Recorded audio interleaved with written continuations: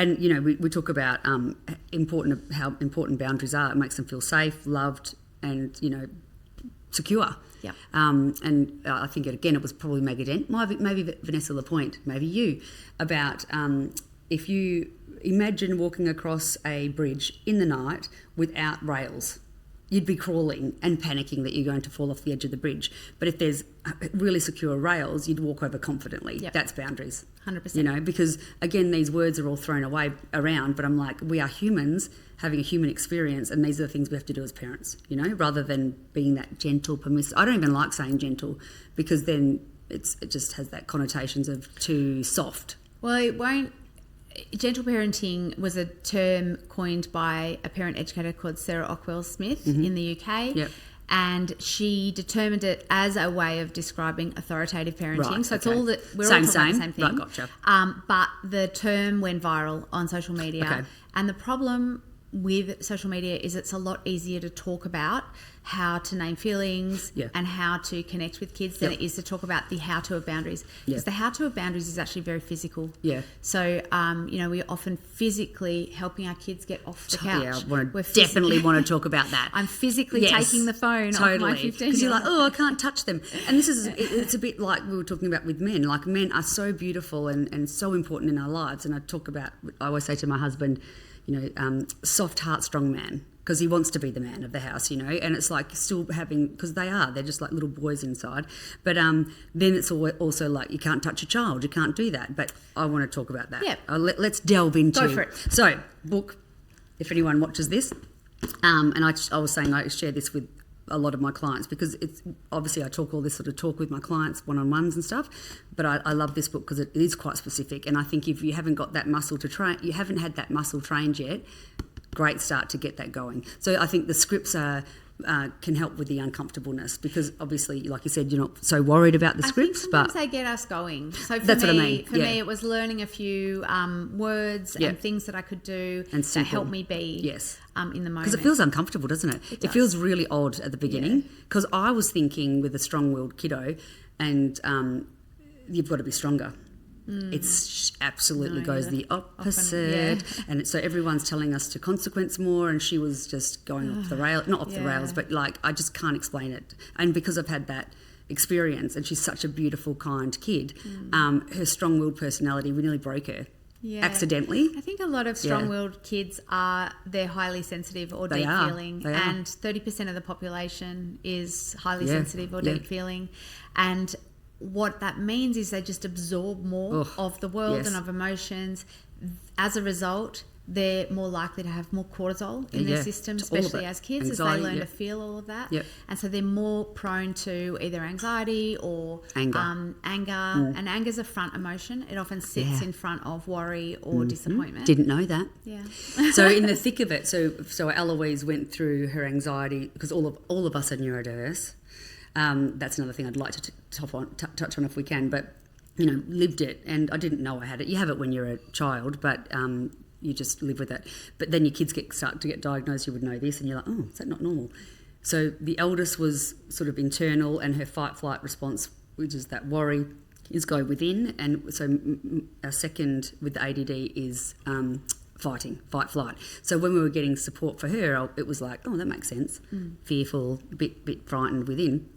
And then the psychologist went fight-flight, freeze, fawn. And I'm like, fight. So our daughter who had started having anxiety, it was her anxiety was not aggressive, but yelling and whatever, and we wanted to fix that.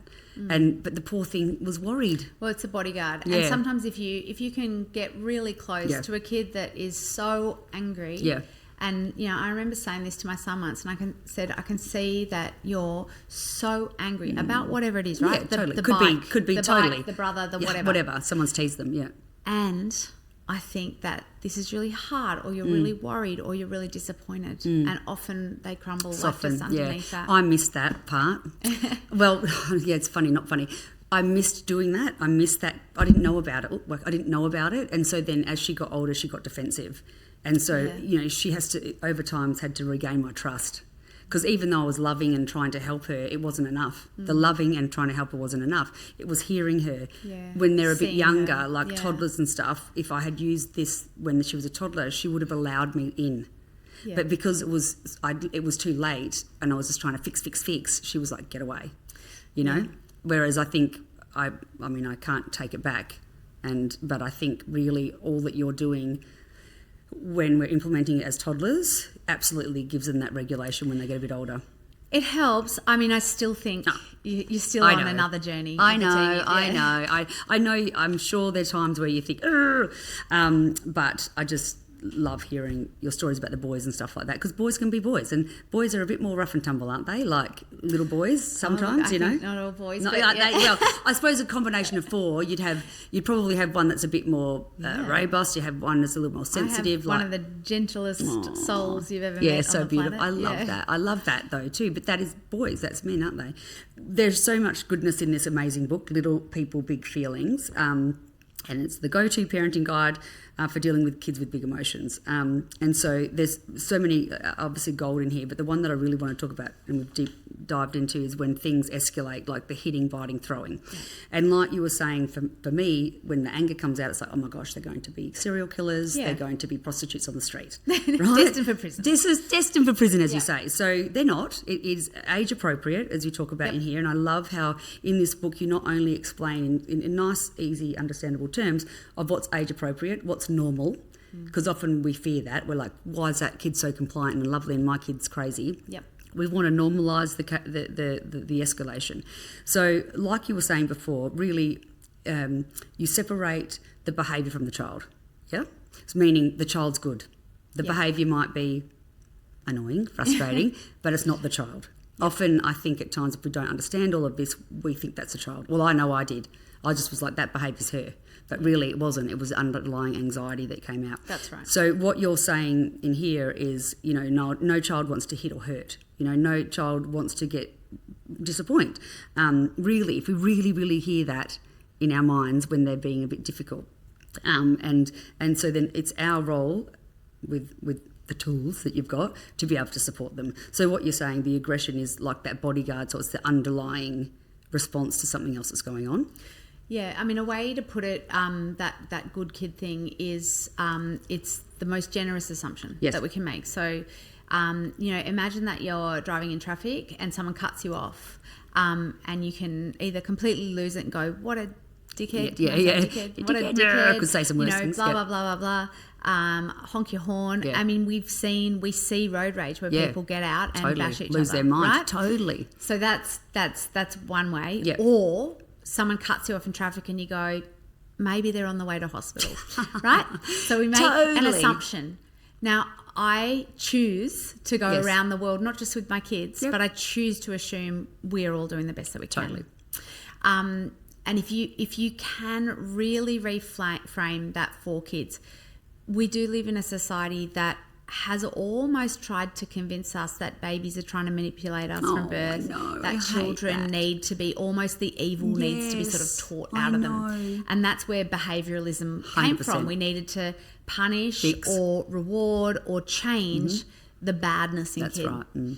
Kids. Yes. We now know that regulation, learning to have your prefrontal cortex help you process emotions takes 25 to 28 years, that it is a process where kids have to do it to learn. Yeah. And so we're doing that. I think the challenge for modern parents, though, is that our kids are behaving and doing things we would have never, because we are parenting differently. So they are not in fear. My kids have never been in fear of being hit. And that's a beautiful thing. It's a beautiful thing. Yeah. So as a result, our kids are going to show us that they struggle to separate, or that they don't want to go to bed, 100%. Or that they want a snack, and they're going to throw things. They're going to hit each other. They're going to do things that we might not have dared to out of fear. Totally.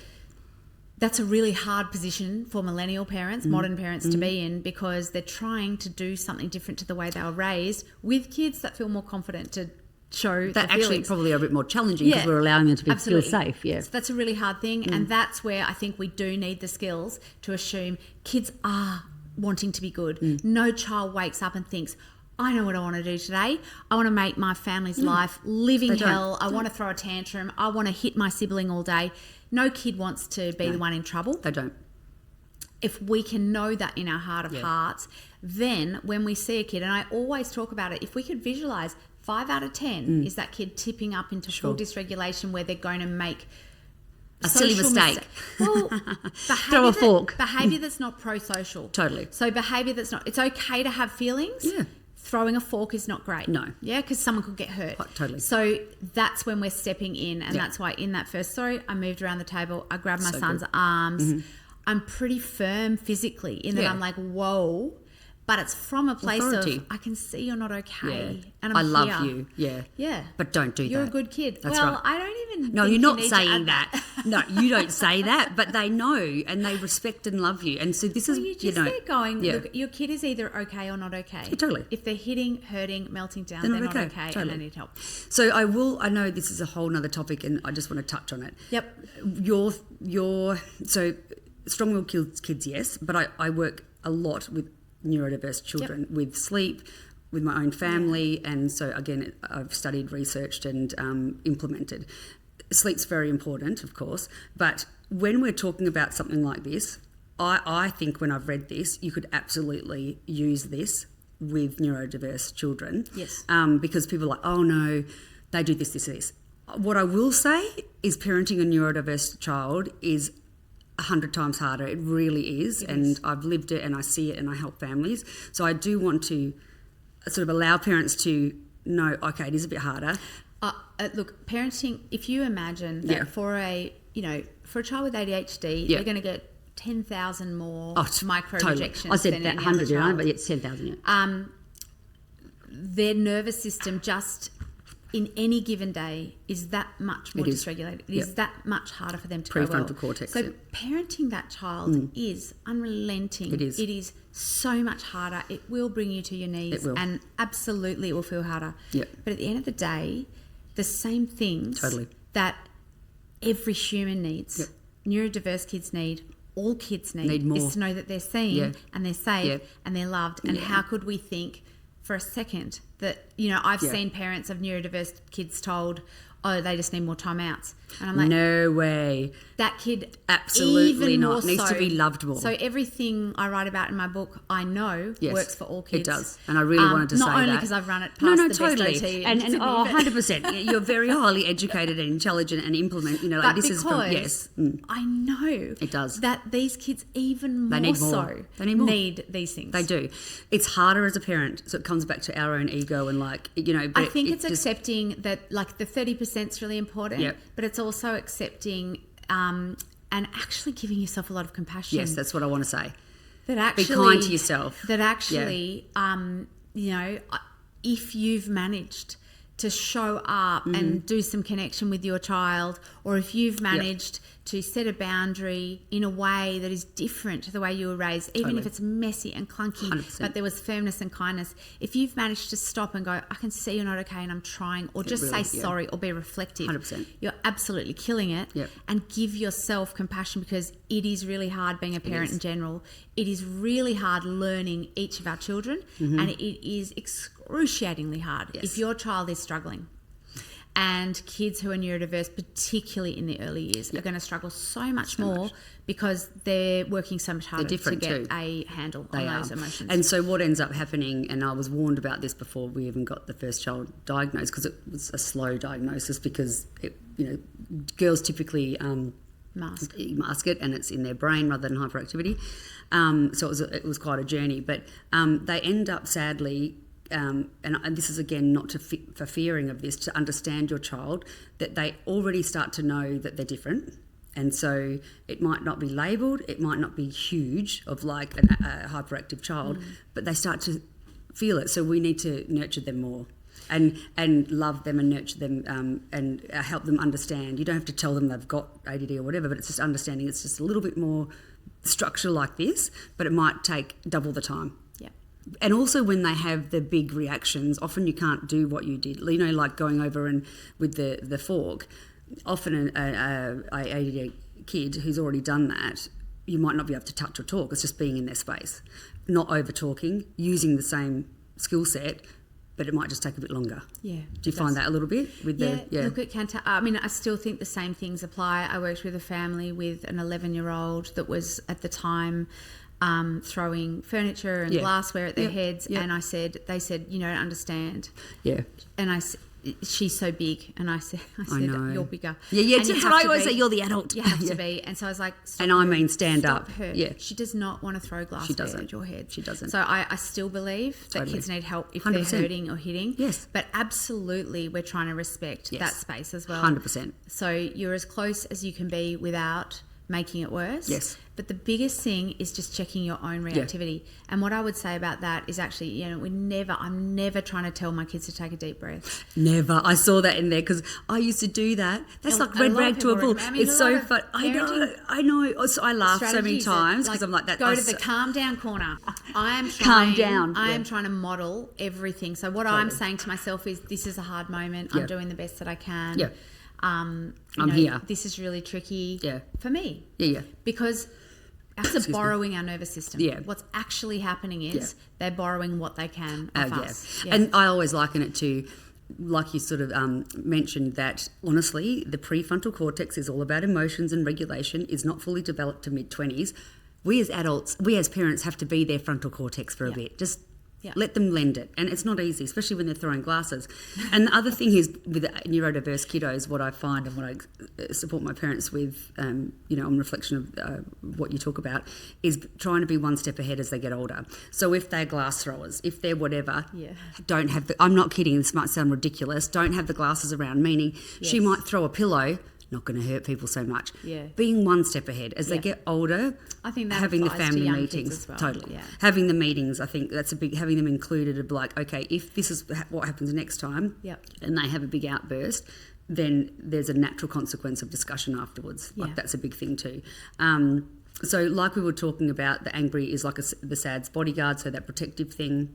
And also deep diving into thinking about the underlying cause. Yeah. So like you said, school, tired, sensory stuff. I think one of the best questions, the most useful questions you can ask in parenting begins with the words, I wonder. Yeah, so, that's really good. I remember recently listening to my husband, bit of an amazing moment. He's in the kitchen. I can hear my youngest child screaming about the way he's cut his toastie, right? And he's just like, you cut my toastie.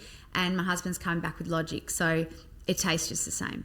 Just eat it, right? As we do. And he's going, no, you cut my toastie. I didn't want to cut. You never listened to me. And he's just come back with, well, take it or leave it. Or I'll make you another one. And it was kind of just building and building. Mm-hmm. And then I heard my husband say, I cut your toastie. And you didn't want it cut. Oh, so he used your tactics. And it's the first day back to school today. And I wonder if it's feeling a little bit hard to go back to school. So what he's done you like there, this in the background, Clappy? I was. What he's done there is he's narrating what's happening. Sure. So what I want to say to parents is, this is really hard to do. Yeah, very hard. All you try to focus on is repeat back what you hear. If you just literally go, you're really upset because I cut your toastie. Yep, perfect. That's it. Yeah.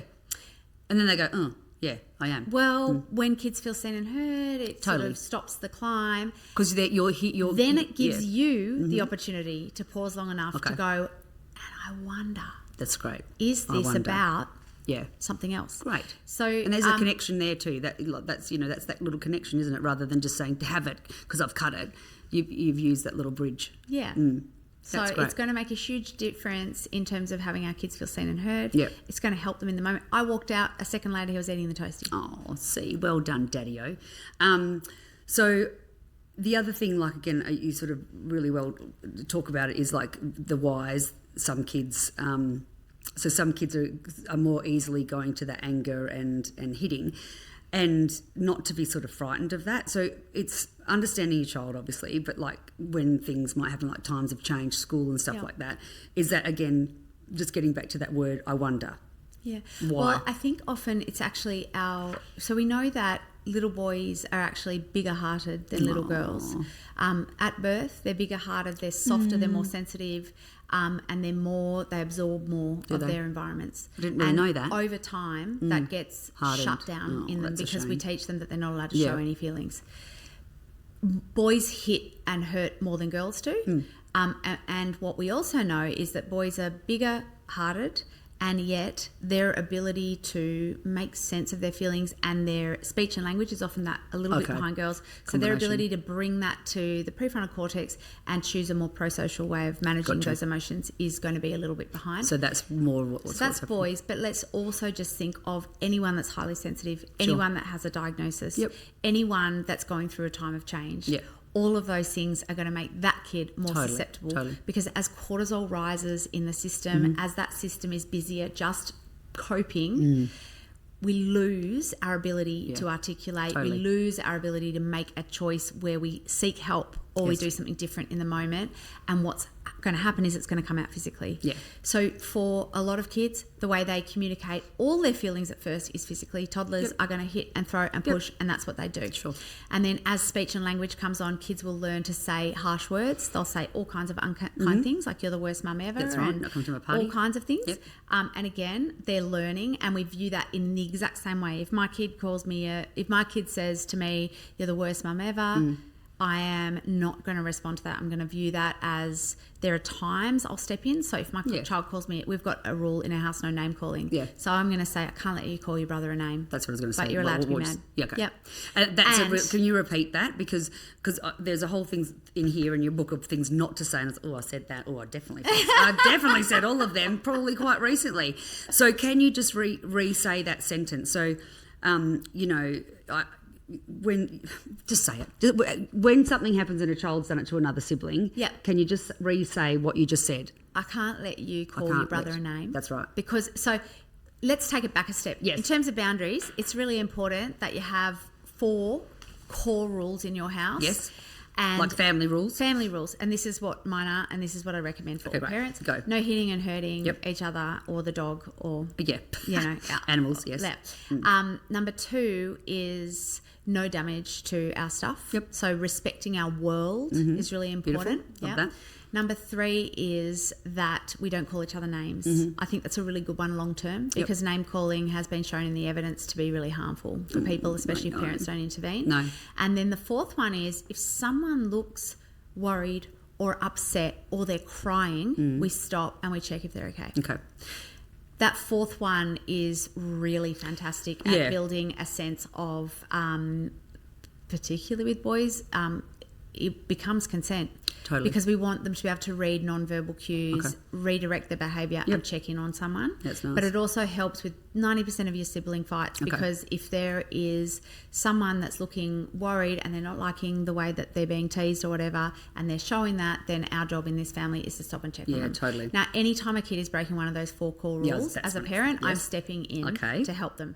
Other than that, I'm not stepping in for my kids can squabble till the cows come home over a toy. Whatever. I'm not intervening. So you're letting a lot of things slide 100%. If they're not, let them not fight it out, but work it out. I'm going to say what a great opportunity to learn about conflict. I can't wait to see how you guys work this out. Great. If a core rule is being broken or getting close to, and I hear things escalating and I can hear someone is about to hit, ideally I'm stepping in and going, whoa. Can't let you guys hit.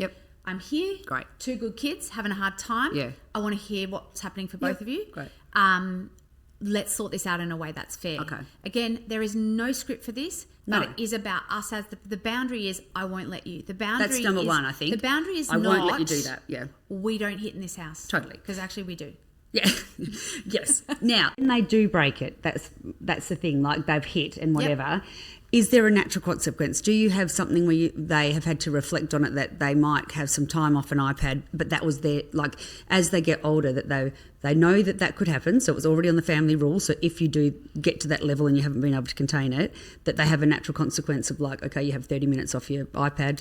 So 30 minutes off the iPad for hitting is not a natural consequence. Okay, right. That's a punishment. So no, I don't do that. Okay, what would you do? Okay, great. Before you go, quick, what would you do then? Quickly.